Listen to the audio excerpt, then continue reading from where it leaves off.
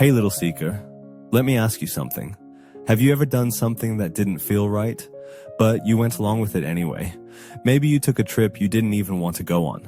Maybe you dated someone because your friends said, "Trust me, they're a catch." Or maybe you said yes to something when every part of your gut was shouting, "Nope." And afterward you thought, "Ugh, I knew this wasn't for me. Why didn't I just trust myself?" We've all been there. Here's the thing. In Buddhism, the heart isn't just a place for feelings. It's where our deepest wisdom lives. The Buddha didn't say, "Follow the rules and hope for the best." He said, "Be a lamp unto yourself." In other words, trust your own light. Trust your inner compass.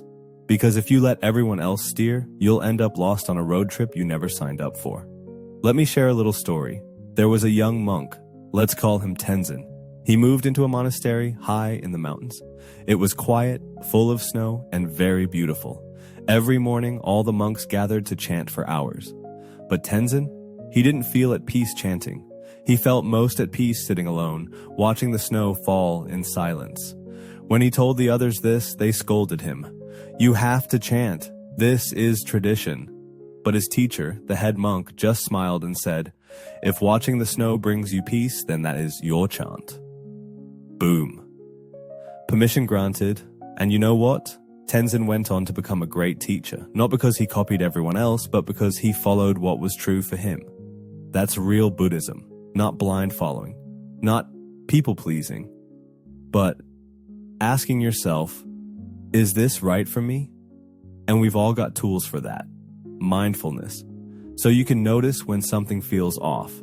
Effort, not to force yourself, but to stay true to your path.